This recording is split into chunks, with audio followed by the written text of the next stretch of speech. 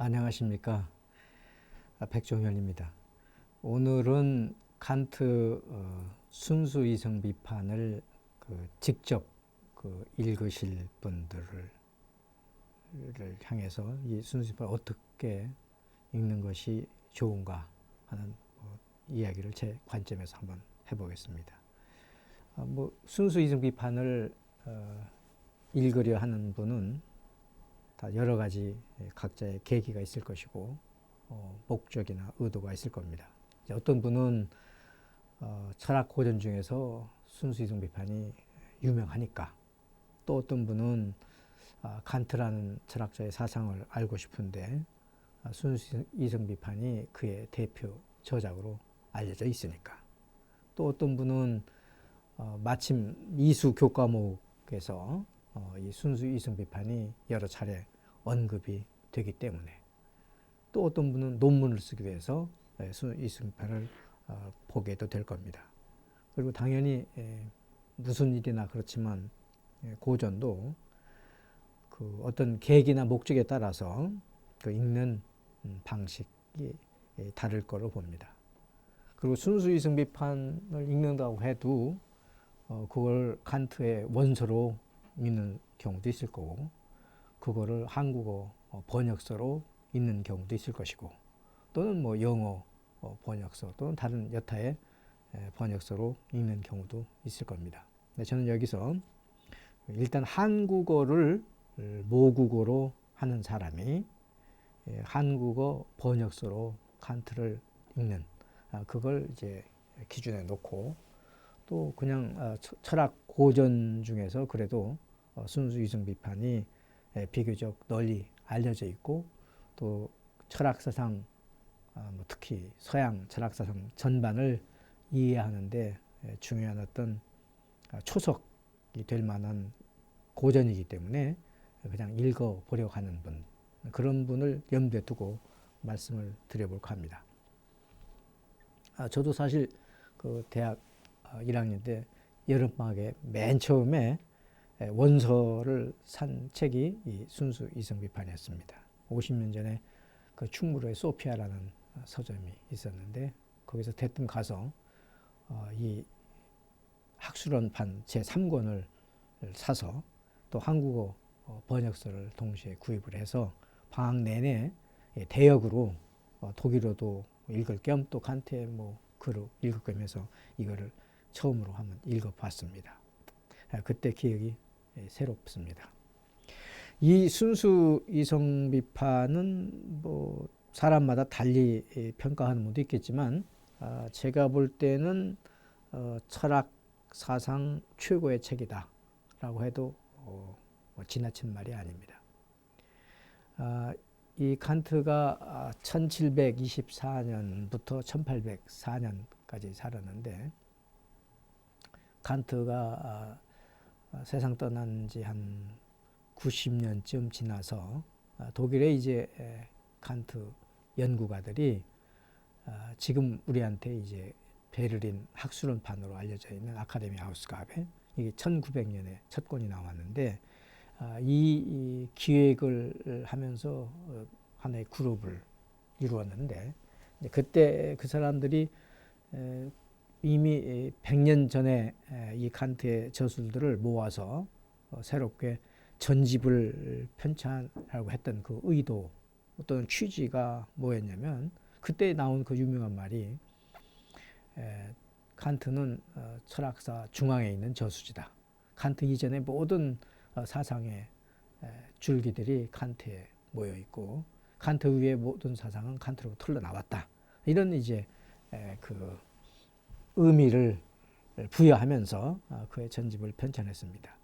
이 칸트의 생전의 논저, 그러니까 논문과 저술을 발표한 것이 딱 70개인데, 그 중에서 이제 순수 이성 비판은 시기적으로도 칸트의 그 가장 학문적인 완성기에 나왔던 책이고, 그 내용적으로도 그 칸트의 전후 좌우의 여러 저술들은 순수 이성 비판을 중심에 놓고 비로소 제대로 이해가 될 수 있는 그런 의미 있는 책입니다. 제 생각에는 칸트 철학 사상 또는 칸트의 그 논저 중에서도 이 순수이성 비판이 8, 90%의 그 비중은 있는 거 아닌가 이런 생각이 듭니다. 무슨 말씀이냐면은 칸트가 만약의 경우에 이 순수이성 비판이라는 책을 쓰지 않고 나머지 69개만 발표를 했다면 칸트의 지금의 위상은 아마 10분의 1 정도로 밖에 안 될 거다. 저는 이렇게 생각을 하기 때문에 이게 굉장히 8, 90% 정도의 중요한 책이라고 합니다. 제가 보통 이제 일생에 책을 단 한 권만 읽을 상황이 되면 무슨 책을 읽는 게 좋으냐라고 할 때 칸트의 실천 이성 비판을 읽는 게 좋다. 이렇게 말씀을 드리곤 합니다만은 이제 그 내용이 실천 이성 비판이 모든 사람들한테 그 생애의 어떤 좌표를 줄 만한 그런 책이기 때문에 그렇게 말씀을 드리는 것이고, 근데 사실은 실천 이성 비판의 책조차도 칸트의 순수 이성 비판의 내용을 전제로 해서만 그 의미를 제대로 이해할 수 있어서 그런 의미에서 이제 다른 관점에서 보면 순수 이성 비판의 비중이 그만큼 높다 이렇게 말씀을 드릴 수 있습니다. 그런데 이 순수 이성 비판이라고 하는 책을 읽어가기 위해서는 약간의 이제 그 고전을 토대 이것이 이제 필요한데 뭐 다른 저술도 그렇지만은 칸트의 순수 이성 비판도 칸트가 결국은 자기 시대와 그 자기가 살고 있는 그 사회가 인간 문명에 대해서 제기하는 물음에 대해서 응답을 한 겁니다. 그러니까 그 칸트의 시간적 공간적 그 상황이 칸트로 하여금 이런 생각을 유발시켰고 이제 그것에 대해서 칸트가 자기 나름대로 그 사회상과 시대상을 보면서 거기에 이제 하나의 철학적 사변을 통해서 어떤 방안을 제시한 것인데 그게 이제 우리가 서양 근대 사회라고 하는 것이죠. 아까 제가 감히 이제 서양 철학 사상 최고의 책이라고 순수 이성 비판을 추켜 세웠는데 어떤 분은 무슨 이야기냐? 플라톤의 뭐 국가가 제일이다.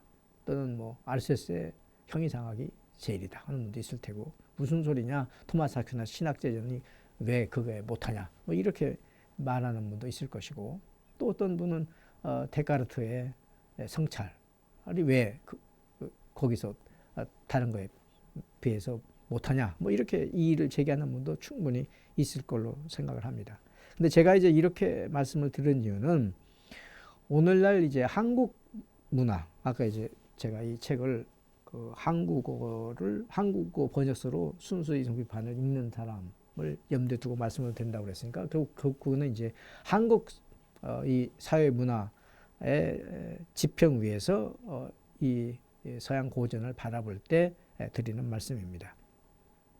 이 오늘날 우리가 이제 한국 문화가 상당히 이제 서양 문화에 어떻게 보면 그 문화권으로 이제 편입된 또는 뭐 우리가 서양 문화를 수용한 뭐 관점에 따라서 뭐 두 가지 관점이 있겠죠. 이제 수용한 이런 이제 지금 상태에서 우리가 지금 생활을 하고 있는데 그러면 우리가 만약의 경우에 서양 고대 그리스나 로마를 만났을 때도 그랬겠는가? 우리가 뭐 여러 외래 그 문화를 접했지만 우리가 아프리카 문화도 접하고 뭐 아라비아 문화도 접하고 여러 문화를 접했는데 왜 이 소위 말하는 그 근대 유럽 그 문화 형태를 우리가 지금 수용을 했는가? 그걸 생각을 해보면 어느 정도 그 이유가 밝혀질 텐데 저는 이 서양 근대 그 문화 그리고 특히 그 중에 서양 근대 사상은 그리스 로마의 그 뭐 사상에다가 기독교 사상 또는 기독교라고 하는 종교 그 의식이 겹해지고 그리고 이제 근대 자연과 또는 과학 기술 그 다음에 근대 정치 사회 문화의 양태들, 다시 말하면 시민사회 형성, 이런 네 가지의 중요한 요소가 서양 근대 문명을 이루었고, 그 네 가지 요소를 가지고 있는 서양 근대 문명이 상당히 인류에게도 보편적인 가치를 확산하는데 중요한 근간이 되기 때문에 우리도 이제 그걸 받아들여서 쓰고 있지 않는가. 그렇다면 그 네 가지 요소를 다 담고 있는 대표적인 서양 고전, 그것이 칸트의 순수 이성 비판이다. 이렇게 저는 보기 때문에 이제 그렇게 말씀을 드린 겁니다. 자, 이렇게 놓고 나면 결국은 순수 이성 비판이라고 하는 책을 읽으려면 서양 철학사에 대한 게 칸트 이전의 서양 철학사에 대한 상당한 수준의 지식이 있어야 됩니다. 지식이. 왜냐하면 칸트 자신이 이제 거기서 탈레스부터 시작해서 휴음까지 여러 자기 선배 철학 사상가들을 언급을 하고 그것에 대해서 자기 의견을 표현하고 있기 때문에 그 맥락을 알아야 되니까 결국은 서양 철학사에 대한 상당한 수준의 지식이 있어야 되고, 또 기독교 사상, 다시 말하면 기독교 성서에 대한 지식, 그 다음에 기독교가 서양 문명에서 그 차지하고 있는 그 구성 역할, 이것도 좀 알아야 되고, 그 다음에 이제 뉴턴 물리학을 비롯한 근대 자연과학을 알아야 되고, 그 다음에 이제 여러 차례 그 시민 혁명을 거치면서 형성된 근대 유럽 정치 사회를 알아야 이 순수 이성 비판이 왜 그 대목에서 그런 칸트가 발언을 하는지를 우리가 이해할 수 있기 때문에 그렇다, 이렇게 말씀을 드릴 수 있습니다. 이 순수 이성 비판은 그 책이 초판이 1781년에 나왔고, 다시 이걸 좀 상당히 고쳐 쓴 재판이 1787년에 나왔습니다. 아다시피 이제 프랑스 혁명이 1789년에 일어나지 않았습니까? 그러니까 그 직전에 그 서양 계몽주의 사상이 절정에 도달했을 때쯤에서 나온 책입니다. 제가 보기에 형이상학을 기준으로 하면 이 순수 이성 비판이 바로 계몽주의 사상을 대변하는 대표적인 저술이다, 이렇게 말씀을 드릴 수가 있습니다. 이 1781년에 순수 이성 비판이 나오고, 그 다음에 1788년에 실천 이성 비판이라는 저술이 나옵니다.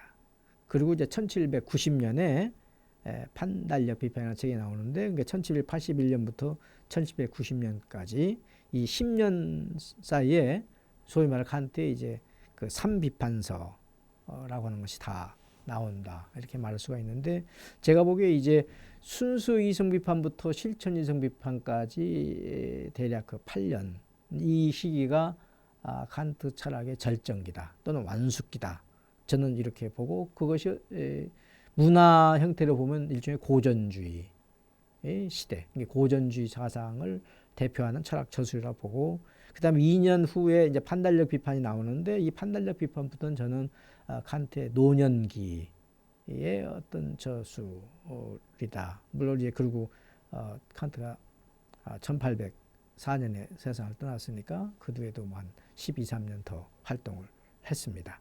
그때부터 저는 이제 노년기, 그리고 이것은 일종의 낭만주의 혹은 이제 이상주의로 이게 좀 이렇게 성향이 바뀌는 그런 어떤 사상을 담고 있다, 저는 이렇게 지금 보고 있습니다. 이 순수 이성 비판은 그 책 자체로만 보면 초판과 재판 두 번이 나왔지만, 이 1781년에 칸트로 보면 대작을 내놨는데, 이게 근 1년 동안 독자들을 많이 확보를 못했어요. 그래서 이제 그거에 대해서 칸트가 또 서평도 새로 나왔는데, 칸트로 볼 때는 썩 만족스럽지 않은 서평이 나왔어요. 그래서 그거에 대한 반응으로 좀 더 이거를 사람들이 접근하기 쉽게 다시 한번 써야 되겠다 해서 나온 책이 형이상학 소설, 소위 프롤레고메나라고 하는 칸트의 책이 있는데, 이 형이상학 소설을 1783년에 냈습니다. 물론 이제 이 프롤레고메나, 이 형이상학 소설도 그 자체로만 봐도 물론 완결된 저술이라고 볼 수가 있는데, 이건 뭐 칸트 자신이 순수 이성 비판을 요약 또는 이제 좀 더 다른 방식으로 설명하는 이런 의도로 쓴 책이기 때문에 순수 이성 비판을 도외시하면서 이 형이상학 소설을 이야기할 수는 없어서, 저는 오히려 이 순수 이성 비판의 1.3 버전이다 이렇게 봅니다. 그러니까 어떻게 보면 순수 이성 비판은 순수 이성 비판 초판이 있고, 그 다음에 1.3 정도의 버전인 형이상학 소설이고, 그 다음에 이제 2.0인 순수 이성 비판 제2판, 재판이 있다 이렇게 볼 수가 있고, 따라서 우리가 이제 순수 이성 비판이라는 책을 읽을 때 어떤 걸 기준으로 해서 읽을 것이냐 하는 문제가 등장을 합니다. 저는 일단은 순수 이성 비판은 1787년 판인 그 재판을 중심으로 일단 읽는 것이 좋다 이렇게 생각을 하는데, 왜 그런가 하니 그것이 이제 순수 이성 비판한 책의 제목으로 칸트 자신이 생전에 맨 마지막에 낸 것이고, 또 앞에 자기가 썼던 것을 수정을 한 것이니까 본인이 내가 앞서서 한 이야기 대신에 이렇게 수정한다라고 자기 의사 표시를 분명히 했으니까 그 수정한 의사대로 읽어주는 것이 본인의 뜻에도 맞지 않겠는가 이렇게 생각을 하기 때문에 그렇습니다. 그런데 문제는 순수이성 비판 재판을 처음부터까지 다 고쳐 썼으면 그런 일이 있지 않았겠지만, 부분적으로 고쳐 썼기 때문에 그 고쳐 쓴 부분하고 안 고쳐져 있는 그 초판 사이에 약간의 의미상의 충돌이 있는 부분들이 있습니다. 그러니까 그런 부분을 그럼 어떻게 할 거냐, 그런 문제가 생겨날 수 있죠. 그래서 그런 경우에는 초판과 프롤레고메나, 즉 형이상학 소설을 대조해 가면서 그 부분을 해석자가 적절하게 그 완화를 시켜가면서 읽는 것이 그냥 바람직하지 않겠나, 저는 이렇게 생각을 하고 있습니다. 이 칸트 철학 전체로 보면 칸트가 뭐 가끔 뭐 일관되게 뭐 이런 주장을 한 건 아닙니다만, 가끔 이제 그 인간 이성이 가지고 있는 궁극적인 관심사는 인간이 무엇인가라고 하는 질문인데, 저도 사실 그 요즘에 와서 이 1781년, 1787년에 쓰여져 있는 이 순수 이성 비판을 이 2019년, 2020년대 한국에서 이걸 왜 읽어야 하냐, 또 무슨 의미가 있느냐, 이런 질문을 스스로에게도 던집니다만은, 그때 제가 얻은 대답은 바로 인간이란 무엇인가 라고 하는 이 질문에 대한 답을 주기 때문에 그렇습니다. 근데 제가 생각을 할 때 칸트에서 인간이라는 건 뭐 전통적인 의미에서 이성적 동물이다 라고 하는 그 개념이 이제 칸트가 생각하는 인간이란 무엇인가의 답입니다. 그런데 이제 이성적 동물이라고 하는 이 인간의 개념이 최근 한 30년 뭐 또는 100년 사이에 굉장히 그 개념에 대해서 회의를 불러일으키는 여러 가지 그 요소들 또는 여러 제안들이 지금 확산되어 가고 있습니다. 그래서 인간이란 무엇인가에 인간을 이성적 동물이라고 규정했을 때 사람들의 생각은 인간을 이제 신과 동물 그 중간쯤에 있는 존재자, 동물이지만 이성을 가짐으로 해서 순전 이성적 존재자인 신과 어떤 점에서 소통이 되는 그런 이제 중간자적인 존재로 생각을 해왔는데, 그러다가 이제 예를 들면 뭐 다윈에 와서는 인간은 그냥 동물이다, 동물의 일종이다, 이런 방식으로 이제 그 생각이 바뀌더니 최근에 와서 이제 뭐 두뇌 과학이나 또는 뭐 인공지능 이런 또는 의생명 과학의 여러 가지 그 연구들에 의해서 점점 인간은 기계의 일종이다, 또는 동물과 기계 사이에 있는 어떤 존재자다, 이런 식으로 이제 인간의 지금 그 개념이 또는 위상이 바뀌어가고 있는 것 같아요, 지금 현재. 이럴 때 그럼 어떻게 보면 인간 개념의 지금 전환기, 인간 개념이 바뀌면 그 인간 문명이 바뀌는 거니까 인간 문명의 전환기인데, 이때 이제 칸트가 그 이성적 동물로 생각하는 그 인간 개념, 그게 사실은 이제 근대 휴머니즘의 본래 그 개념이라고 볼 수가 있는데, 그것을 되돌아보게 하는. 그래서 저는 요새 이제 누가 인간이란 무엇인가라고 질문하게 되면 그것은 이제 사실에 대한 질문이고 어떤 사실적인 답변, 다시 말하면 사실적인 답변은 이제 과학적인 답변을 요하는 것이라서, 저는 이제 이 질문을 지금 이 부분에 대한 과학이 어떻게 보면 급변하고 있는 상황이라서 그거에 근거해서 대답하기는 좀 어려울 것 같고, 그래서 인간은 무엇이어야 하는가, 아니면 인간은 무엇으로 살아야 하는가, 이렇게 이걸 바꿔서 질문을 하고 그렇게 됐을 때 이제 그 답을 구하는 하나의 이제 그 실마리, 그것을 칸트의 이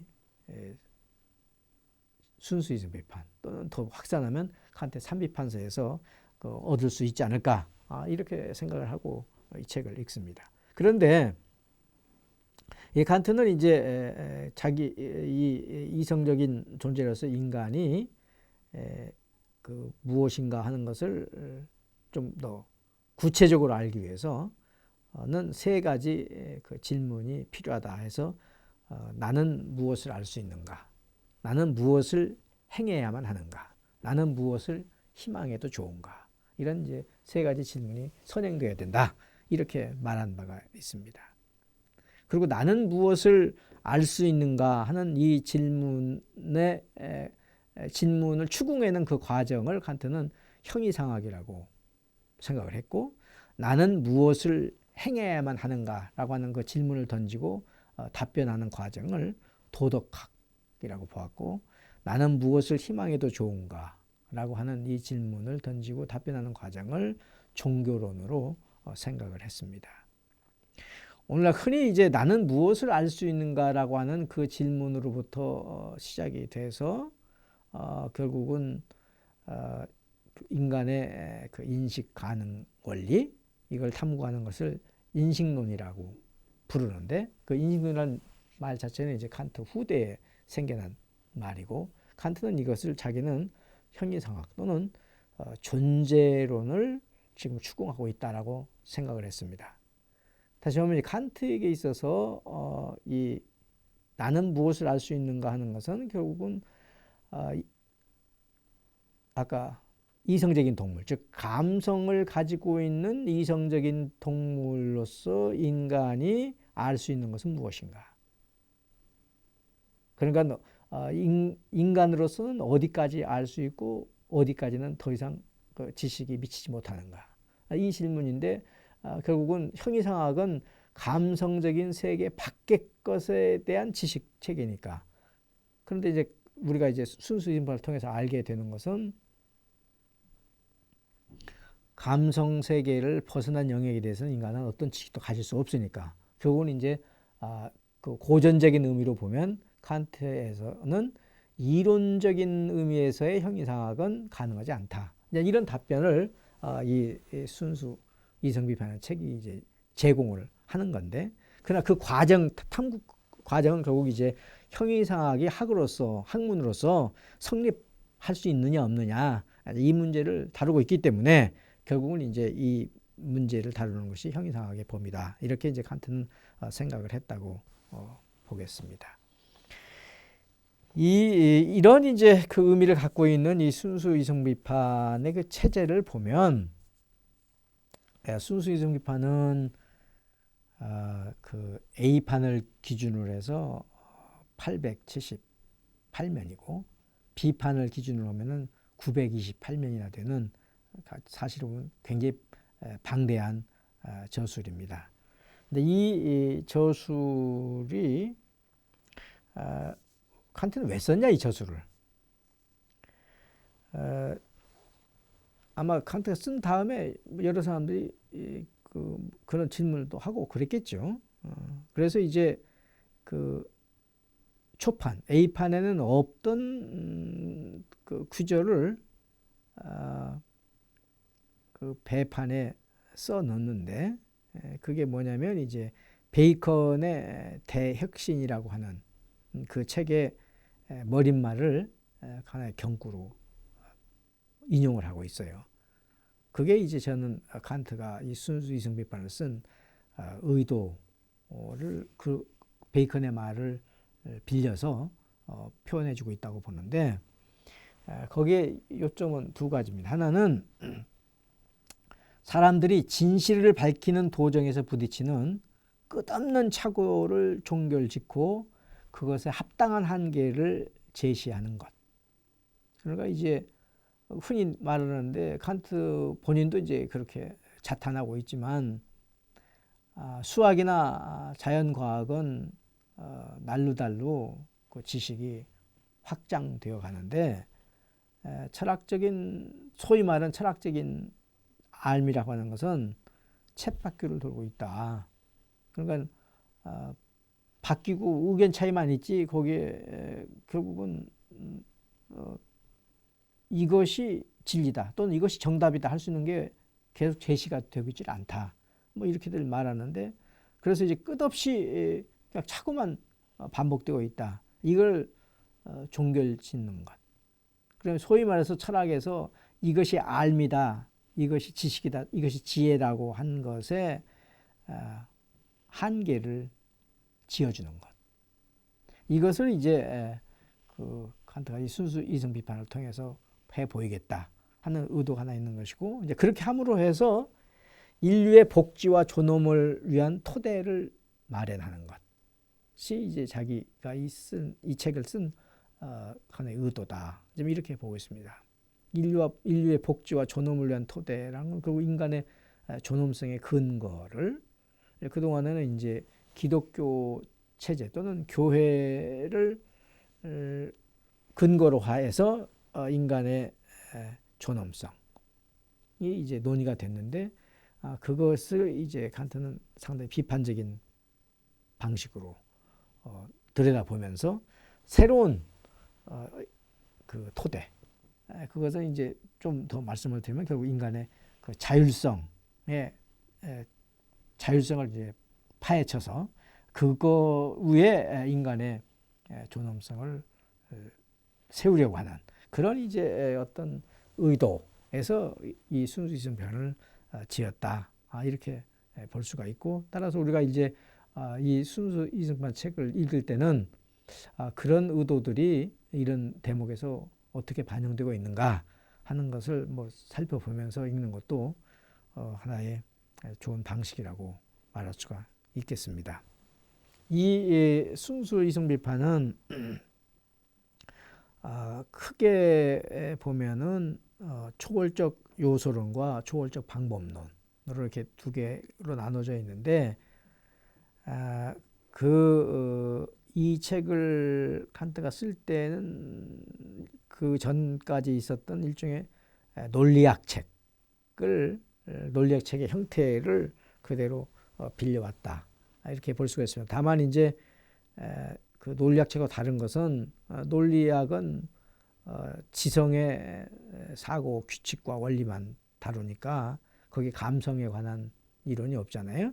그런데 이제 이 요소론에 이 감성학 부분이 들어있는 거 아마 이것만 이제 차이가 있고 나머지는 거의 논리학 책에 있는 그 체대대로 이 저술을 썼다. 이렇게 우리가 볼 수가 있고요. 그 다음에 또 하나는 이제 상당히 긴 서론이 이 순수이성 비판에 들어있는데, 우리가 이 책을 읽을 때 서론을 읽고 본론에 들어갈 것인지 아니면 서론을 그냥 건너뛰고 본론으로 들어갈 것인지 이런 문제가 있겠죠. 저는 독자들이 책을 읽을 때 꼭 반드시 읽어야 될 건 머릿말이라고 봅니다. 사람들이 이제 뭐 급한 마음에 또는 그 뭐 본래 본론만 알면 되지 뭐 이런 생각에 그 머릿말을 그냥 건너뛰고 있는 경우가 많은데, 저는 어떤 책이든지 간에 머릿말 또는 그 발간사 이건 꼭 읽어야 된다고 봅니다. 왜냐하면 그걸 통해서 저자가 자기가 무슨 이유로 어떤 과정을 거쳐서 이 책을 써냈는가 하는 것을 기술하고 있기 때문에 그것이 그 책을 이해하는 데 상당히 중요한 선지식 또는 선이해를 돕는다. 이렇게 저는 보고 있습니다. 그런데 이제 그 머릿말 말고 서론의 경우는, 서론이니까 그 뭐 명칭 자체로만 보면 본론에 앞서서 어떤 단서를 제공하는 그 이야기가 있을 테니까 서론을 먼저 읽어야지 이치에 맞을 것 같은데, 많은 책의 경우에 저자가 서론을 본론을 쓴 다음에 쓰는 경우가 많습니다. 그러니까 서론을 쓰고 그 서론에서 제기된 문제를 가지고서 본론을 이끌어가는 것이 아니라 본론을 먼저 다 써놓고 그 본론을 요약하면서 소개하는 방식으로 그 서론을 쓰는 경우가 있는데, 이 순수이성 비판의 서론은 그 후자에 속합니다. 그래서 칸트가 본론을 다 쓴 다음에 마지막으로 쓴 거라서 정리된 내용입니다. 그래서 그런 점에서는 상당히 이제 그 본서를 읽는데 도움을 준다 이렇게 볼 수가 있어요. 그래서 그거를 뭐 칸트가 쓴 순서로 해서 본론을 한번 읽고 서론을 읽는 경우도 괜찮고, 서론을 한번 쭉 읽고 나서 본론을 읽어도 괜찮은데, 뭐 가능하면 이게 어차피 한 번에 다 읽을 수 있는 분량도 아니고 또 그 한 번 읽어서 이해가 되는 그런 내용도 아니고, 그래서 만약 읽는다면 그냥 쭉 한번 읽고 또 다 읽은 다음에 다시 한번 서론을 읽고 뭐 이렇게 하는 것도 하나의 좋은 방법이지 않을까 이렇게 생각이 됩니다. 그래서 말이 그렇지 이 928면을 그걸 읽는다는 게 이게 뭐 쉽지는 않죠. 아무리 빨리 읽는 사람도 아마 몇 달은 걸릴 걸로 보는데, 이걸 뭐 어떻게 이걸 소위 말해 독파를 하느냐, 그걸 뭐 제 의견을 조금 말씀을 드려 보겠습니다. 이게 이 흔히들 이제 그 순수이성 비판을 전반부, 후반부 이렇게 나누어서 이야기를 하는데, 이 초월적 요소론에서 그 초월적 논리학이 두 번째 나오는데, 그 초월적 논리학의 그 원칙의 분석하기 끝나는 데까지 거기를 이제 보통 그 제 1부 또는 전반부 이렇게 말하고, 초월적 변증학부터를 우리가 후반부 이렇게 이야기를 하는데, 전체 분량으로 보면은 전반부라고 해도 절반은 아니고 뭐 약간 5분의 2 이 정도 되고, 후반부가 한 5분의 3, 그러니까 후반부가 더 분량이 많습니다. 그런데 오늘날 사람들은 이 칸트의 철학을 이제 초월 철학 이렇게 이제 그 명명을 하면서 거기에 초점을 맞춰서 읽게 되면 순수 이성 비판 중에서 사실은 전반부에 그 핵심 내용이 다 들어 있습니다. 그래서 이제 전반부만 뭐 읽는 경우도 꽤 많아요. 그런데 칸트 자신으로 보면 아까 이 칸트 이 책이 형이상학 탐구를 한다고 그러지 않았어요? 근데 그 형이상학에 해당되는 내용이 사실은 다 후반부에 들어 있습니다. 그래서 그리고 그 당시에 그 학문적인 상황에서 이 후반부의 내용을 칸트가 주장하기 위해서 그 하나의 그 주장 근거를 마련하기 위해서 전반부는 썼다. 그러니까 전반부는 어떻게 보면 후반부의 칸트의 그 이론 전개, 그걸 위한 하나의 준비 작업이었다. 이렇게 볼 수도 있습니다. 그리고 후반부가 뭐냐면 결국은 당시에 그 형이상학이 이제 이른바 영혼론 또는 우주론 또는 신학, 이것이 이제 어떤 사람들은 그걸 특수 형이상학이라고도 명칭을 붙이는데, 뭐 근데 우리가 이제 형상 있는 것은 우리가 감각으로 만나니까 그 형상 있는 것은 그 감각적인 것, 형상 넘어가 있는 것은 감각을 벗어나 있는 세계. 감각을 벗어나 있는 세계에 대한 어떤 지식이 있다면 그 지식 체계를 우리가 형이상학이라고 부를 텐데, 이제 영혼이라든지 세계 자체라든지 또는 이제 신, 이건 우리가 감각으로 미칠 수 있는 영역 밖에 있으니까 그것이 이제 그 형이상학의 대상이었고, 이제 그것들에 대한 만약에 지식이 있다면 그런 지식 체계를 일러서 이제 우리가 형이상학이라고 우리가 불렀죠. 그런데 이제 그에 앞서서 이것이 이제 그 형이 감각 넘어가 있는 것, 있는 것을 이야기하니까 칸트는 있는 것이 뭐냐, 이걸 먼저 물어보자. 이렇게 해서 그 있는 것, 있음, 존재, 이거에 대해서 이제 탐구를 합니다. 그것이 이제 전반부에 있는 거예요.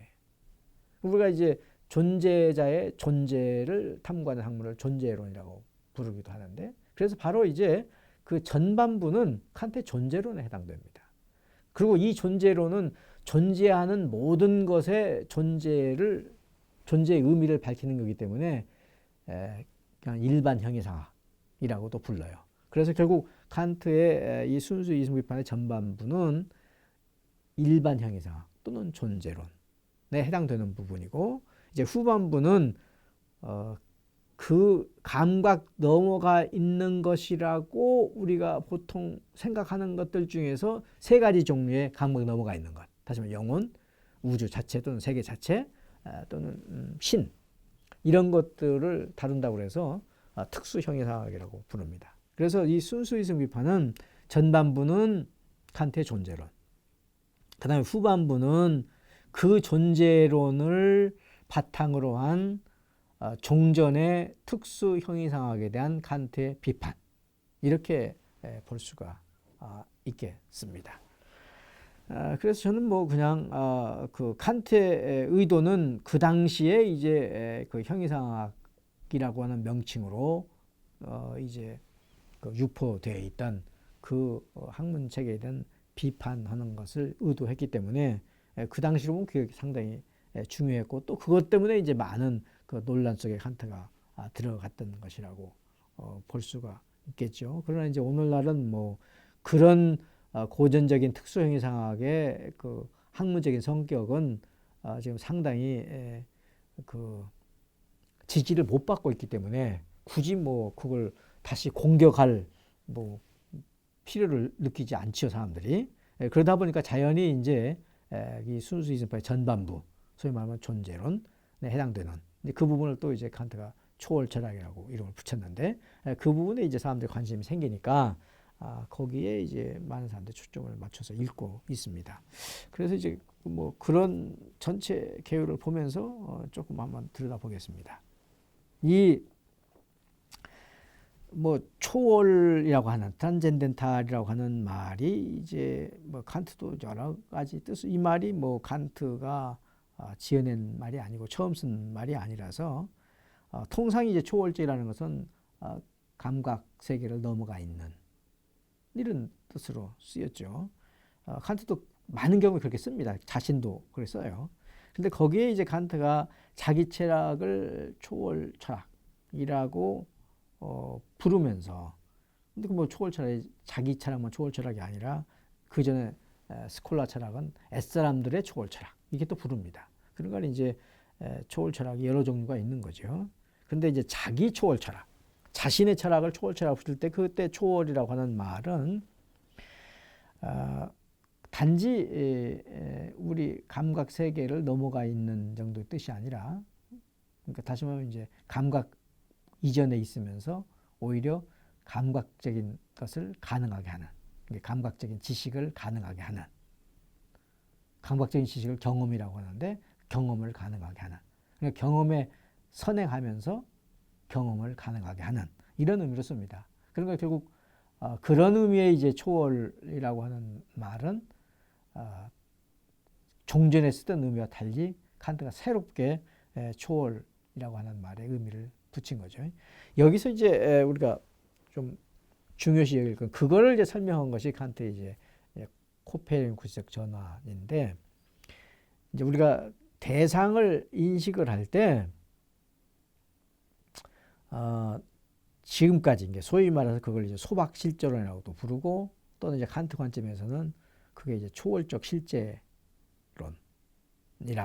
불려지는 건데, 뭐냐면 존 노크와 같은 그런 이제 그 인식 이론을 말합니다. 여기에 이제 어떤 대상이 있으면 인식 주관이 여기 있어요. 의식이 여기 있어요. 이 의식이 이 대상을 다가가서 이 대상이 뭘까 하고 있는 대로 그대로 그려내는 거죠. 그래서 우리가 이걸 모사한다. 그러니까 인식이라는 건 뭐냐면 이미 그 자체로 있는 어떤 것. 이제 그걸 우리 사람들이 존재자라고 부르는데, 그 존재자를 있는 그대로 복사해내는 것, 모사해내는 것, 그려내는 것. 그걸 우리가 인식이라고 하죠. 이런 걸 우리가 이제 모사설이라고 부르지 않습니까? 그러니까 여기는 뭐냐면 그 자체로 있는 것, 이것이 전제가 되고 인식자가 그것을 중심에 놓고 그걸 전후 좌우로 빙빙 돌아가면서 이거를 알아내는, 그걸 우리가 이제 인식이라고 이제 설명을 해왔단 말이죠. 그런데 이제 칸트는 이거를 우선 대상이라고 불러요. 대상이라고. 이게 칸트에 와서 그 전에 사람들은 사물이니 존재자니 사물 자체니 이런 말을 썼는데, 칸트는 그거를 이제 대상이라고 불러요. 대상이라는 게 뭐냐면은 이 주체, 주관에 마주 서 있는 것. 그러니까 주체가 없으면 그 자체로 있을 수 있는 게 아니에요. 대상은 주체를 전제하지 않으면 성립이 되지 않는 거죠. 그러니까 마주 서 있는 것이니까. 그러니까 이 칸트에 오면은 이 주체가 중심이에요. 이 대상이, 이게 종전의 인식으로서는 이 대상이 중심이에요. 그래서 이 존재자가 중심이야. 이 존재자 자체가 중심이야. 그런데 이제 칸트에 오면은 주체가 중심이에요. 그리고 대상은 이 주체에 마주 서 있는 것. 왜 그런 개념이 생기냐면 이 주체가 이 대상을 규정을 해요. 그러니까 이 주체가 있는 대로 베껴내는 것이 아니라 그 주체는 무엇이다라고 규정을 해요. 근데 무엇이다, 무엇은 무엇이다 라고 이렇게 이걸 판단하잖아요. 이게 판단하는 틀이 이 주체가 가지고 있는 거예요. 그러니까 주체가 그냥 아무 백지 상태로 이걸 받아들이는 것이 아니라 자기가 가지고 있는 어떤 형식으로 어떤 틀을 가지고서 이거를 파악을 해요. 이게 그 파악 작용. 그게 결국은 이 무엇인가 자기한테 주어진 것에 대해서, 무엇인가 자기한테 주어지는 것을 파악한다는 건 뭐냐면 무엇인가 자기한테 주어지는 것에서 이 형식을 부여하는 거예요. 이 형식을 부여하는 작용. 그것이 초월하는 거예요. 그러니까 이 주관이 주관 안에 머물러 있는 것이 아니라 대상으로 초월에 들어가는 거예요. 그렇기 때문에 이때 초월제라는 초월하다라는 동사. 그러니까 다시 말하면 이 주관의 행위예요. 활동이에요. 활동. 그것이 이제, 그런데 이 형식 틀을 이미 이 주관이 이 대상을 만나는 걸 우리가 경험이라고 그러는데, 그 경험하기 전에 이미 가지고 있으니까 부여할 거 아니겠어요? 그렇기 때문에 이 주관이 가지고 있는 형식 틀, 그것은 이제 선험적인 것이다. 아프리오리하다. 그래서 이제 이 아프리오리한 선험성, 의식이, 다시 주관은 이제 의식인데 뭘 파악하는 주관의 그 능동적인 성격을 우리가 의식이라고 부르지 않습니까? 그 의식이 대상을 파악에 들어가는데 그 파악 활동하기 위해서 가지고 있는 자기들의 도구가 있어요. 방식이 있어. 그것이 이제 이 의식의 형식들이고 그 의식은 이제 어떤 때는 감성으로 작동이 되고 어떤 때는 지성으로 작동이 되니까 이제 감성의 형식이 있고 이제 지성의 형식이 있는 거죠. 그래서 이제 그 형식들을 가지고 이 자기한테 주어져 있는 것 그것을 이제 가서 포착을 하고 파악을 하고 하는 게 이제 그 포착하고 파악하는 과정을 1차적으로 칸트는 직관한다고 그러고 2차적으로는 판단한다 또는 사고한다 생각한다 이렇게 말을 해요. 그 직관과 사고라고 하는 과정을 거쳐서 우리가 이 인식이 성립이 되는데 그때 이제 이 인식하는 의식 이것은 어떤 선험적인 형식을 갖고 있고 그 형식을 가지고 자기를 넘어서 주어진 것으로 들어가는 것. 그걸 이제 일종의 초월적 활동이라고 그럽니다. 그래서 이제 초월적 감성은 인간의 감성이 주어진 것으로 초월에 들어가는 활동 원리들을 서술한 거예요. 그 감성이 가지고 있는 선험적인 형식이 공간, 시간이라고 칸트는 봅니다. 그래서 이제 초월적 감성은 결국 공간, 시간론이에요.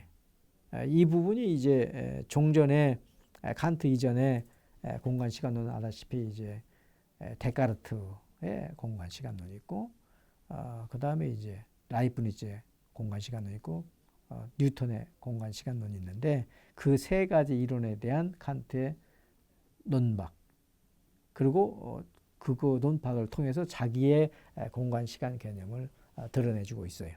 그러니까 뭐 간단히 말씀을 드리면 데카르트에 있어서 공간성이라고 하는 것은 사물이 가지고 있는 속성이죠. 우리가 데카르트는 물체의 본질적인 속성을 연장성이라고 했는데 바로 연장성이라는 게 속성을 말하는 거니까 그리고 그거에 존 놓고도 이제 받아들여서 어떤 물체가 가지고 있는 제1성질 그걸 이제 연장성이라고 보지 않습니까? 이제 그런 공간은 사물이 가지고 있는 어떤 성질이다, 속성이다 이렇게 보는 관점이 있었고 그 다음에 이제 라이프니츠의 경우는 이 공간이라고 하는 것은 감각적인 세계 이 감각적인 세계에만 있는데 감각적인 세계에 어떤 것과 어떤 것의 관계 그러니까 하나는 왼쪽이고 오른쪽이 있으면 그 관계 그 감각적인 세계에서의 사물들의 관계라고 이제 공간을 설명을 하는데 그에 반해서 뉴턴은 이제 공간 시간 자체를 절대적인 틀도 우주 이 세상에 있는 만물이 공간 시간상에 놓여지는 모든 걸 품을 수 있는 어떤 그릇으로 이제 공간 시간을 절대 공간 절대 시간 이렇게 이제 생각을 하지 않았습니까? 그에 비해서 칸트는 공간 시간이라고 하는 것은 그냥 감성이 어떤 것을 수용할 때 감성이 수용하는 때 그것들을 질서지우는 틀이다. 그래서 이제 감성의 형식으로 그걸 생각하는데 그런 거에 관한 논변이 이 감성학에 있습니다. 그래서 이 감성학을 우리가 독서를 할 때는 재래에 있던 공간 시간론에 대한 좀 선지식이 필요하고 그것을 어떤 점에서 칸트가 그 반론을 제기하면서 자기 공간 시간론을 펴는가 하는 것을 볼 수가 있습니다. 그리고 이제 아주 중요한 것은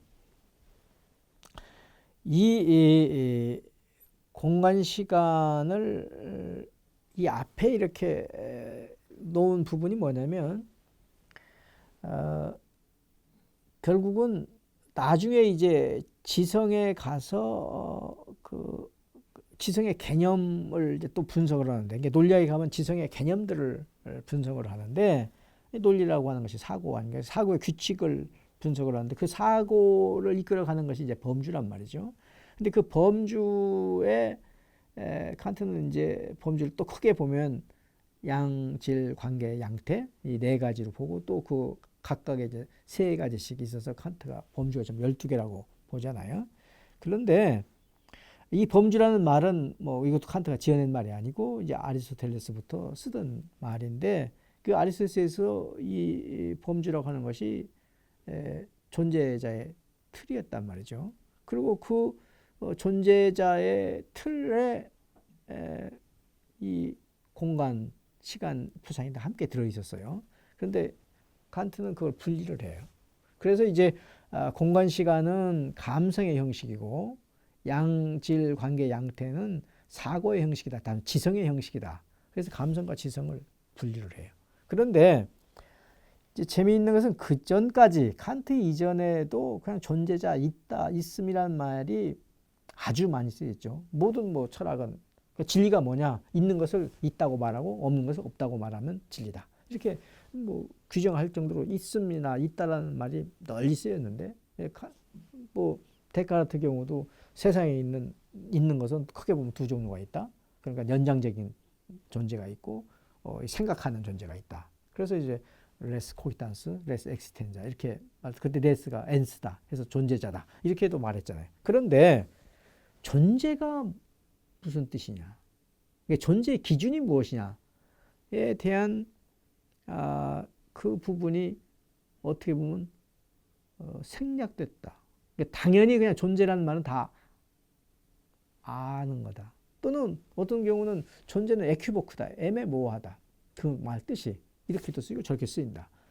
그래서 오히려 존재는 아리스토텔레스 같으면 존재라는 말이 범주에 없잖아요. 그런데 칸트는 이제 존재를 나중에 범주 하나로 그 양태가 존재 범주입니다. 존재 범주. 그 존재를 범주에 올리면서 그 존재의 뜻을 이제 존재의 기준을 제시를 해요. 근데 그 첫 번째 존재 기준이 뭐냐면 어떤 것을 존재한다고 그러냐면 존재하는 것은 공간 시간상에 나타나는 것이에요. 여기에 이제 상당히 칸트로 보면 또는 종래 형이상학으로 보면 의견을 달리할 수 있는 부분이죠. 그러니까 만약의 경우에 존재라고 하는 것의 기준에 공간 시간성을 포함을 시키면 결국 이제 존재하는 것은 다 공간 시간상에 있다 그러면 초시간적인 것, 초공간적인 것은 없는 것이 되는 거죠. 그런 건 있을 수 없는 것이 되는 거예요. 그러니까 결국은 지금까지 형이상학적인 존재자 이런 말을 썼는데 그 말은 형용 모순이 되는 거죠. 형이상학적이면 더 이상 존재자가 아니죠. 왜냐하면 형이상학적이라는 것은 공간 시간을 넘어간다는 뜻인데 제 감각을 벗어난다는 건데 이 감각의 형식이 공간 시간이니까 그 감각을 넘어가는 것은 공간 시간의 규정을 받지 않는다는 공간 시간 상에서 포착이 되지 않는다는 것이니까 그런 건 이미 존재자가 아니죠. 그러니까 결국은 종전 같으면 뭐 형이상학적 존재자 이런 말도 쓸 수가 있었겠는데 이제 칸트의 이 이론체계에 들어오면은 그런 말이 성립이 안 되는 거예요. 그러니까 결국 형이상학적 세계 이렇게 되면 그건 존재의 세계가 아니죠. 그리고 나중에 칸트의 경우도 형이상이라는 말을 쓰긴 쓰는데 그건 존재의 세계가 아니고 당유의 세계 또는 희망의 세계. 그건 있는 세계가 아니라 있어야만 되는 세계 또는 있으면 좋은 세계. 그건 좀 다르죠. 있는 세계라고 하는 것과 있으면 좋은 세계 또는 마땅히 있어야 할 세계는 다른 거 아니에요. 그래서 이제 칸트는 나중에 그 형이상학이라는 말은 존재 형이상학은 성립이 안 되고 당유 형이상학, 도덕 형이상학, 윤리 형이상학 또는 희망의 형이상학 이것만 이제 가능하게 되는 그런 이제 그 분기점이 바로 이 칸트의 감성학에서 마련되고 있습니다. 그러면 이제 초월적 논리학이 이제 다시 그 분석학하고 변증학으로 나눠지는데 이제 분석학에 가면 칸트의 이제 소위 말하는 초월 철학의 핵심들이 나옵니다. 거기서도 좀 사람들이 독해하기가 제일 어렵다. 또는 칸트 철학이 어떻게 보면 핵심이다라고 하는 것이 바로 그 순수 지성 개념들의 연역 부분이에요.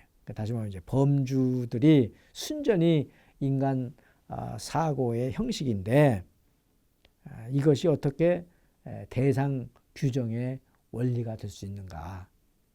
그러니까 주관적인 것이 어떻게 객관적인 것의 토대가 될 수 있는가 하는 부분입니다. 여기서 이제 주목해야 될 부분이 소위 말해서 칸트가 맨 먼저 이 순수 이승비파라는 이런 이제 서술을 연 그 선도적인 질문이 나는 무엇을 알 수 있는가? 다시 말하면 이성적인 동물로서 내가 무엇은 알 수 있고 무엇은 알 수 없는가? 그 답은 결국 이제 감각적인 것은 알 수 있고 감각적인 걸 넘어가는 건 알 수 없다. 이것이 이제 이 질문에 대한 답인데 그런데 이제 나중에 여기서 칸트가 정작 감각적인 지식은 다루지 않죠. 뭐 감각적인 지식이야 그거야 자연과학이 다루는 것이고, 칸트는 철학을 한다니까 철학이라는 것은 더 이상 감각적인 세계를 다루는 것이 아니라 그 감각적 세계가 가능한 원리를 밝히는 거죠. 그러니까 이제 정작 감각적인 지식은 다루지 않죠.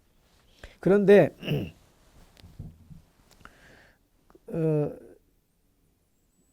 이 질문을 전개시키면서 칸트가 흉중에 가지고 있던, 또는 이제 칸트의 이 순수 이성 비판의 그 핵심을 이루고 있는 질문은 여러분도 뭐 이미 그 알고 계실 텐데, 선험적 종합 판단은 어떻게 가능한가 하는 질문이에요. 왜 이게 여기서 등장을 하냐면, 뭐 경험적인 종합 판단은 이미 그 실험 관찰을 통한 모든 그 판단들이 경험적인 종합 판단이고, 그 다음에 이제 선험적인 분석 판단이야 뭐 얼마든지 분석 판단을 통해서 그걸 밝혀낼 수 있는데, 지금 칸트가 설명하고자 하는 것은 선험적인 종합 판단이에요. 그래서 종합 판단이라고 하는 것은 지식을 확장해 주는 판단이거든요. 분석 판단이라는 것은 주어 개념에 있는 걸 수로해서 풀어만 내기 때문에 설명 판단이에요. 그러니까 어떤 지식을 분명하게 해주긴 하지만 그것 통해서 지식이 늘어나는 건 없어요. 그런데 이 선험적인 종합 판단은 종합 판단이니까 지식이 늘어나면서도 선험성 때문에 보편성이 있어요. 이게 많은 종합 판단들은 지식을 확장해 주는 대신에 그 보편성이 아니라 단지 상대적 보편성만 있어요. 그러니까 개괄을 한 거기 때문에 예외가 있는 거죠. 그래서 우리가 보통 뭐 예외 없는 법칙이 없다고 할 때 그 법칙이 일종의 경험적인 판단일 경우죠. 엄밀한 의미에서 법칙은 예외가 있으면 안 되죠. 근데 우리가 예외 없는 법칙은 없다 이런 말도 통상 쓰잖아요. 그때 그 법칙이라는 것은 보편적인 규칙이긴 한데 예외가 있으니까 상대적인 보편성이 있는 거죠. 그죠? 그런데 이제 우리가 엄밀한 학에서는 완전한 보편성, 상대적인 보편성이 아니라 완전한 보편성이 필요한데, 이제 그런 것이 확보가 돼야 이제 학문이 그 성립을 한다고 봐서, 만약의 경우에 형이상학이 그냥 낱말풀이가 아니라 그것이 어떤 지식의 체계라고 한다면 형이상학 안에도 선험적 종합 판단이 있어야 된다.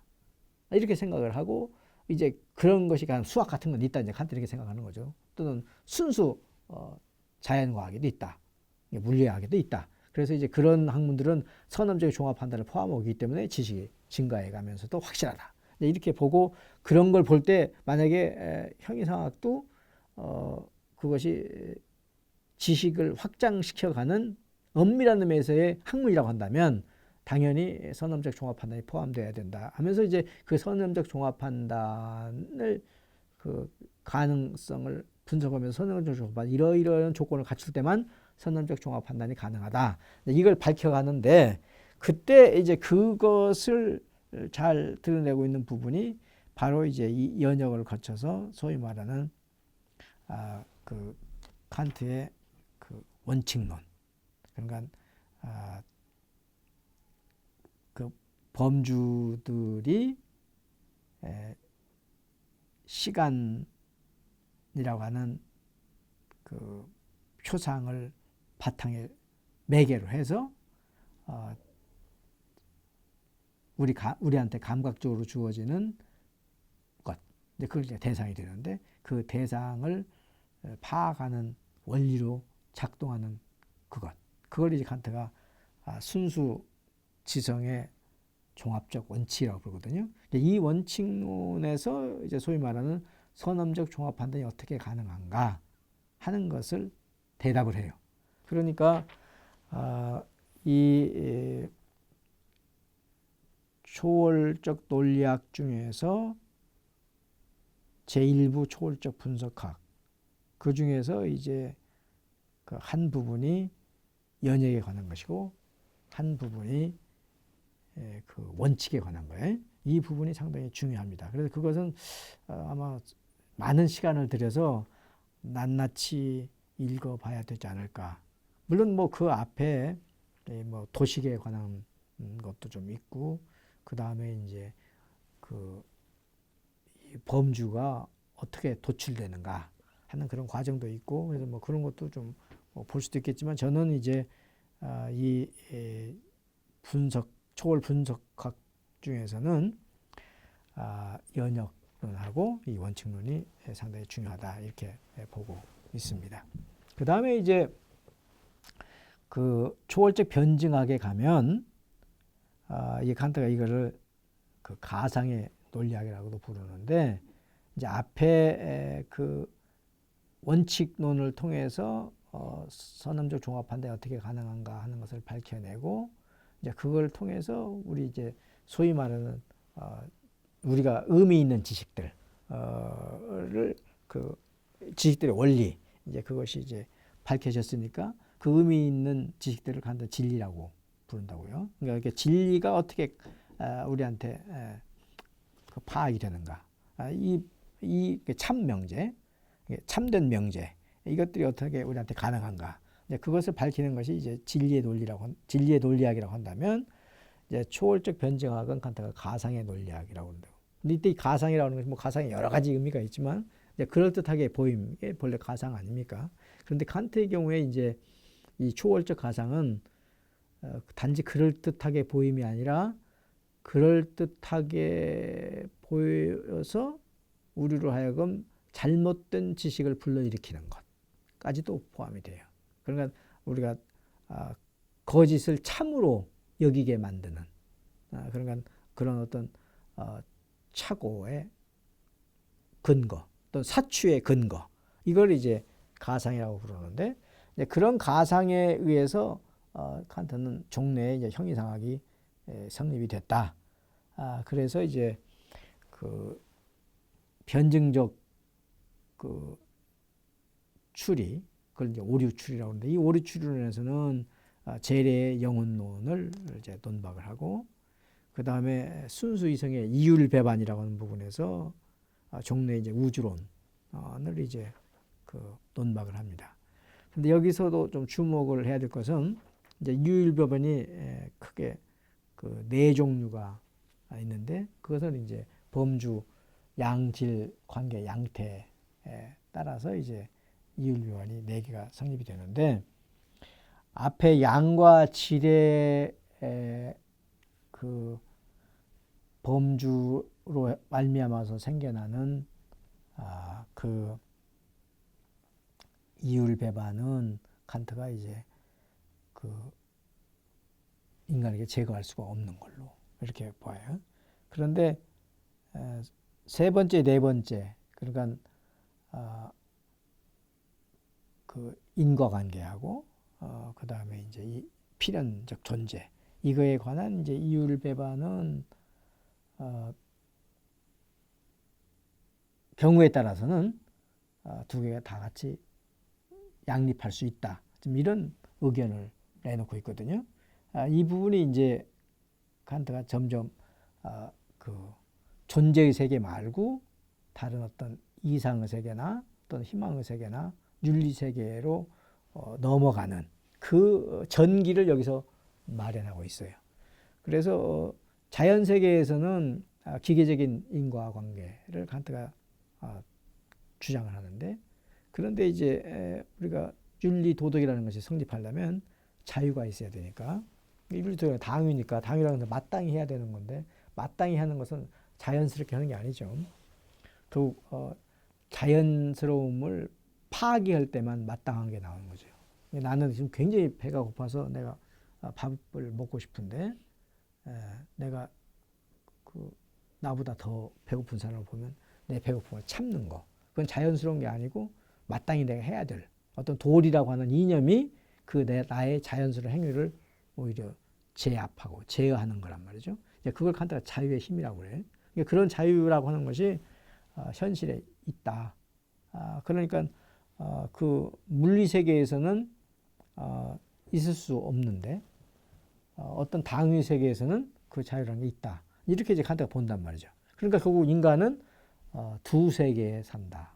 한편으로는 자연 세계에 몸을 닫고 있으면서 또 이념을 갖고 있다. 어떤 이념의 세계가 있다. 근데 그게 이제 윤리 세계를 형성한 거란 말이죠. 그래서 그거를 이 두 세계론, 다시 보면 이제 감각 세계와 감성의 세계와 예지의 세계, 이렇게 두 세계론을 내놓음으로 해서 세 번째, 네 번째는 이제 신의 그 완전한 존재자, 신의 이념을 이제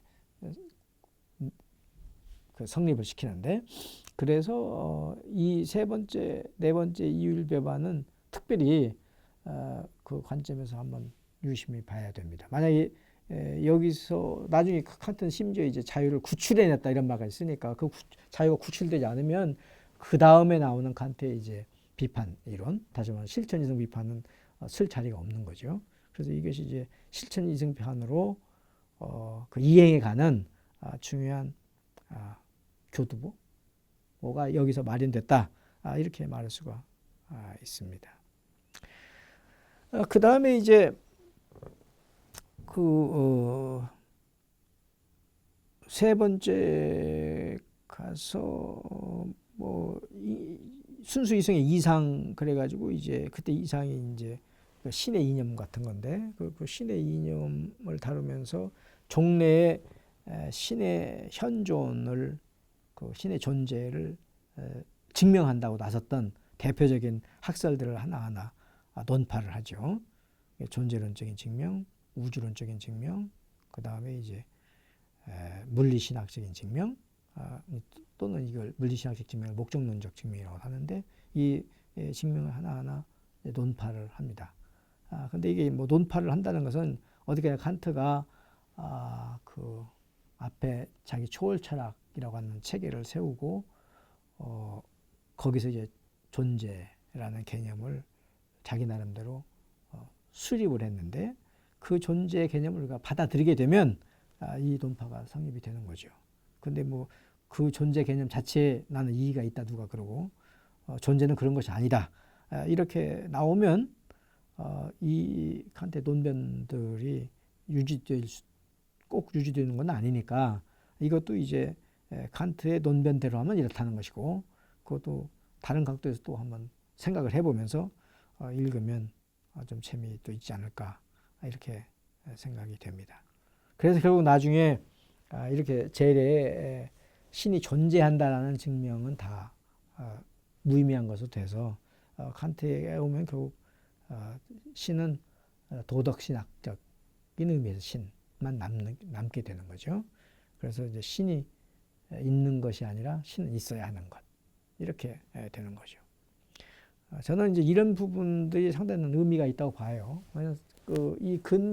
이게 어떻게 보면 이제 칸트의 일종의 그 당시 문명 비판이라고도 볼 수 있는데,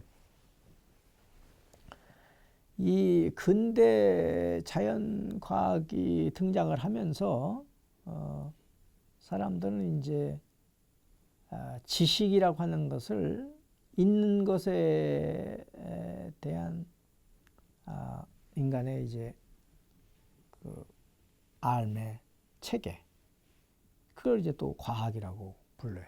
과학은 지식 체계예요. 알매 체계예요. 그리고 그 과학이 여러 가지 이제 공적이 있잖아요. 근데 과학이 없으면 오늘날 인간의 삶을 뭐 설명하기 어렵죠. 이런 삶의 형태. 그래서 이제 과학이 혁혁한 공이 있으니까 당연히 뭐 그렇게 그런 분위기가 형성되기도 했겠지만은 어쨌든 과학 중심을 벗어나서 이제 과학 일변도가 돼서 그 모든 거를 그 지식으로 환원시키려고 해요. 그러니까 아냐 모르냐가 거의 모든 가치를 결정을 해요. 제가 가끔 우스갯소리로도 그런 예를 듭니다만은 우리가 종래 많은 경우에 이제 그 인간의 최고의 가치는 진선미이다. 그런데 이 진선미 사이에 우열 관계는 없어요. 우리가 이제 그냥 의식 작용의 순서상 그냥 진선미를 하는 것이지 진이 앞에 있으니까 진이 1등이고 뭐 선이 2등이고 미가 3등이다 이런 건 없어요. 근데 이게 거의 고착이 돼가지고 제가 심지어 미인 대회에서도 미가 3등이에요. 난 미인 대회에서는 미가 1등이 될 것 같은데 미가 3등이에요. 진이 1등이야. 그래서 이 진선미가 무슨 서열 그 가치에 서열이 있는 것처럼 됐단 말이죠. 근데 그건 우연히 생긴 것이 아니고 이 진리가 이제 지식 아니에요? 참된 지식. 그 지식이 은연중에 다른 모든 가치를 압도하는 지식 만능 또는 지식 제일 그런 주의가 이제 퍼졌어요. 사실은 이건 이제 그 필로소피아라고 하는 그리스 철학이라는 말이 라틴어로 스키엔치아로 번역되면서부터 좀 그런 배경이 형성되지 않았나 싶어요. 스키엔치아는 안다는 거 아니에요. 지혜는 그러면 지혜에 대한 사랑은 그 지혜가 꼭 지식만을 이야기하는 건 아니죠. 훨씬 지혜는 지식보다 포괄적이다. 저는 이렇게 생각을 해요. 그런데 이게 이제 사이언스, 스키엔체로 옮겨지면서부터 이게 지식이 제일주의가 됐는데 어떻게 보면 칸트는 그것에 대한 동시에 그 비판이 포함되어 있다고 봅니다. 다시 말하면 있는 것이 있어야 될 것 또는 있으면 좋은 것에 우선해야 될 이유가 없다는 거죠. 그러니까 예를 들면 선이 왜 진보다 가치가 떨어져요? 또 미가 왜 선이나 진리만 못해? 그러니까 칸트는 진선미는 적어도 동급의 가치라고 보는 거예요. 저는 이제 칸트의 철학은 더 나아가면 성화까지 해서 5가지 가치가 있다고 보는데 성스러움, 거룩함과 그다음 화해. 그래서 칸트의 큰 저술을 대표적인 저술로 보면 난 5가지 분류를 나눌 수. 어떤 것은 진리를 밝히는데 기여하고 있고, 어떤 것은 선의 의미를 드러내고, 어떤 건 미의 의미를 드러내고, 어떤 때는 성스러움, 성스러운 가치를 드러내고, 어떤 건 화해, 평화, 화해의 가치를 드러낸다고 봐요. 그런데 화해가 왜 있는 것, 왜 진리보다 가치가 떨어져요? 또는 거룩함이, 성스러움이 왜 진리나 미보다 가치가 떨어집니까? 저는 최소한 우열을 아마 어떤 사람은 성스러움이 제일이라고 볼 수 있는데 어떤 화해가 제일이라고 하는 사람도 있을 거예요. 근데 그거는 이제 여러 가지 의견이 나오기 전에 저는 최소한 5가지는 우열이 없다. 저는 이렇게 보는데 그런 주장을 칸트 사상이 담고 있어요. 그러면 칸트가 처음에 이 순수 이승판의 초반부는 진리가 무엇인가, 어떤 조건을 갖출 때만 참된 지식을 할 수 있는 걸 쭉 설명을 해요. 근데 그걸 해서 그런데 그 참된 지식이라는 것은 의미가 여기까지다라고 한계를 지어주는 거예요.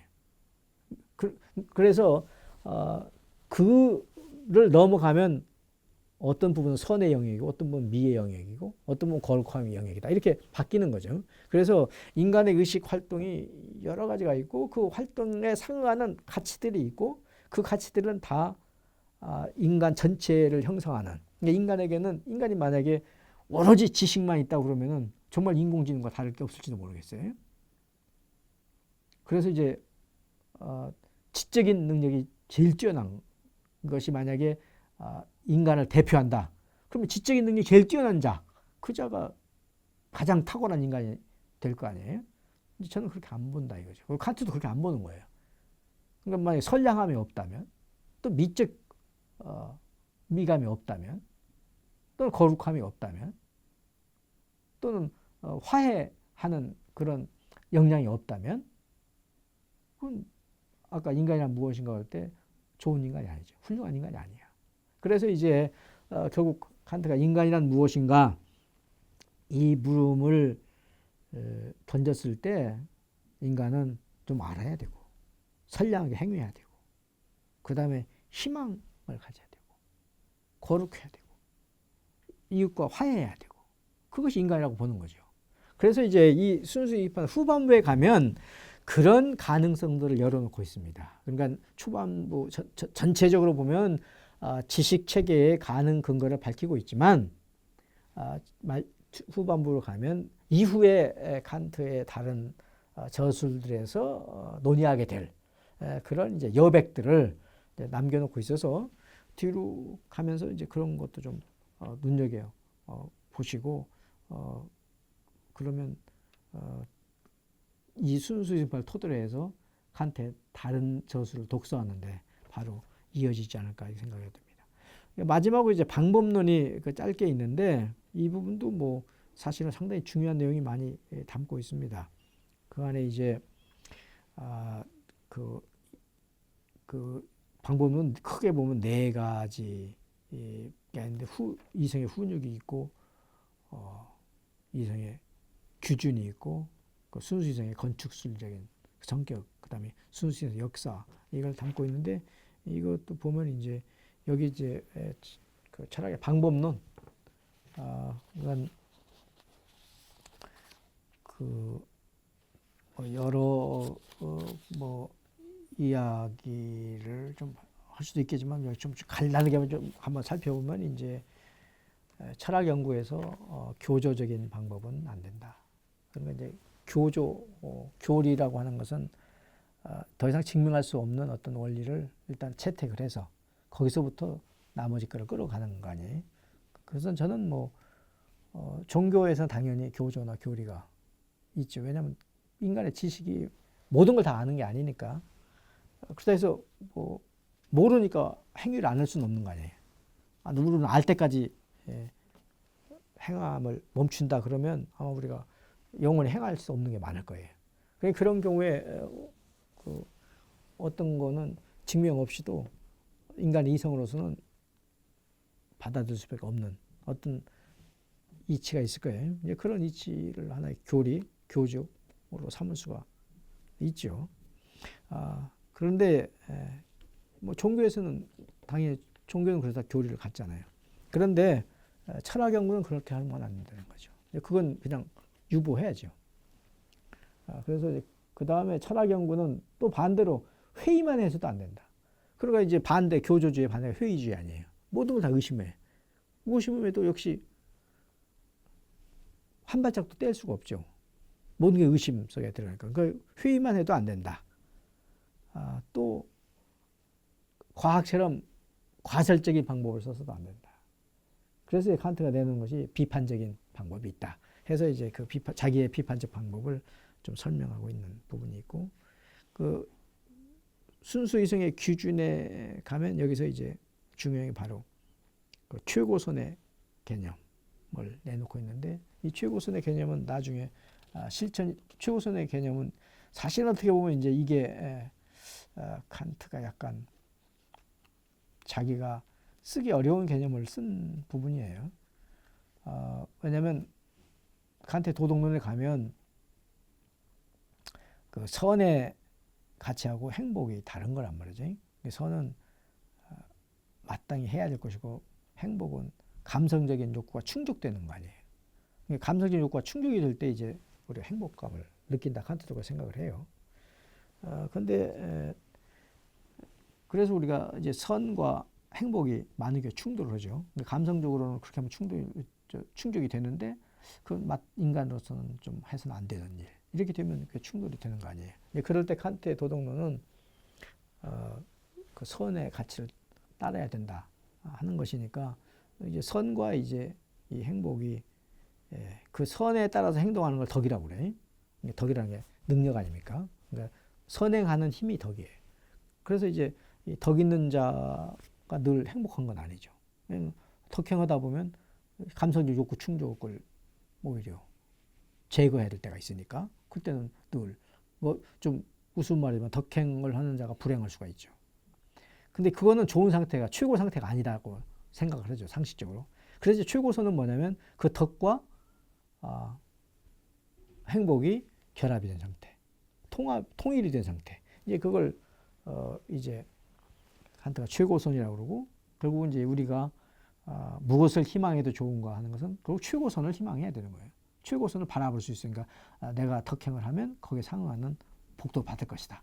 이런 게 있어야 되는데 이제 그때 이제 결국은 자연 이치는 덕행하는 자가 꼭 복을 받게 돼 있지 않으니까 자연 이치를 넘어가는 어떤 힘이 거기에 작동을 해주지만 안 된다. 그래서 이제 신이 따라 들어오는 거란 말이죠. 그래서 이제 그 희망이라는 것이 성립이 되려면 신의 존재가 전제되어야 되니까 우리가 그래서 이제 신을 존재를 요청한다. 그래서 칸트는 신이 있다는 것이 아니라 신이 있어야만 한다. 그러니까 신이 있는 걸 우리가 요청할 수밖에 없다. 요구할 수밖에 없다. 자, 이렇게 해서 이제 그 나중에 이론이 전개되는데 그게 이제 순수 이성의 기준에서 그것에 이제 서론이 전개가 되고 있습니다. 그래서 그것도 한번 나중 연결하고 보면 좋겠죠. 그 다음에 이제 마지막에 그 순수 이성의 역사가 있는데 이것도 짧게 썼습니다만은 여기서 이제 그 종래의 철학사에 대한 칸트의 조감 또는 요점 정리 이게 있습니다. 그래서 세 가지 관점에서 그 철학사를 정리를 하는데 이성인식의 대상을 두고서 이제 감각주의자하고 지성주의자, 그러니까 에피쿠로스와 플라톤주의 양자 사이의 그 관계를 살펴보고 있고, 그 다음에 이제 순수 이성 근원 인식들의 근원에 대해서는 그 아리스토텔레스 로크를 중심으로 하는 경험주의하고 플라톤 라이프니츠를 중심한 이성주의를 대치 시켜보고, 그 다음에 셋째로 이제 형이상학을 끌고 갈 방법을 두고서는 이제 당시 라이프니츠 볼프 학파의 교조적 이성주의하고 흉의 노선의 효의적 경험적인 노선 이것들을 검토를 합니다. 그리고서 마지막에 종전의 어떤 방법으로도 그 목표 방법을 성취할 수가 없고 그 남은 방법은 비판적인 칸트가 지금 하고 있는 비판적인 길밖에 없다. 그래서 독자 여러분이 나하고 함께 이 비판적인 길을 가면 어떻겠느냐 하는 말로 이제 이 책이 마무리가 됩니다. 그래서 이제 저는 이런 칸트가 이런 서술을 통해서 결국 우리한테 그 철학의 의미, 철학함의 의미를 주고 있는데 저는 그 마지막으로 좀 말씀을 드리자면은 철학이 근대에 와서 과학이나 수학의 본을 따라가려고, 왜냐하면 과학이나 수학이 그 크게 발전을 해서 그 놀라운 어떤 결실을 얻어왔기 때문에 그래서 이제 그걸 따라서 지식학이 되려고 해서 여러 가지 그 방식들을 제안해 놓고 있는데 칸트는 철학이 한낱 지식학, 즉 사이언스가 되어서는 안 되고 지혜론이어야 된다. 그러니까 철학은 끝까지 필로소피아여야 된다 하는 것을 여기서 이제 강조하고 있고, 그것은 이제 그 비트겐슈타인이 나중에 한 말인데 그 말의 뜻과도 연결이 된다고 봐요. 그 비트겐슈타인의 트락타투스에 보면 철학은 자연과학들의 위에 또는 밑에 있는 것으로 자연과학과 나란히 있지는 않다.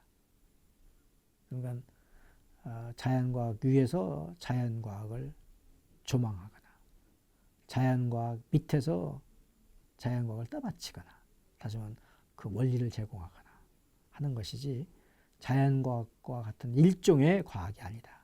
일종의 지식학이 아니다. 이런 말로 읽히는데 칸트의 그 순수 이성 비판에서 칸트가 지식의 원리, 알의 원리를 밝히고 있지만 그 칸트의 그 알, 지식은 어디까지 그 의미가 있는가 하는 것을 이제 설명해 주고 있는데 그런 점에서 여전히 오래전에 쓰인 책이지만 지금 현대 우리 학문 체계 또는 현대 인류의 그 문화 형태에서도 그 의미를 가지고 있고, 어떻게 보면 현대 문명의 전환기에서 이 칸트의 논변을 그 실마리로 해서 우리 생각을 계속 전개시켜 나갈 수도 있지 않을까, 이렇게 해서 좀 간단히 한번 훑어보았습니다. 오늘 그 순수의 소개는 이것으로 마치겠습니다.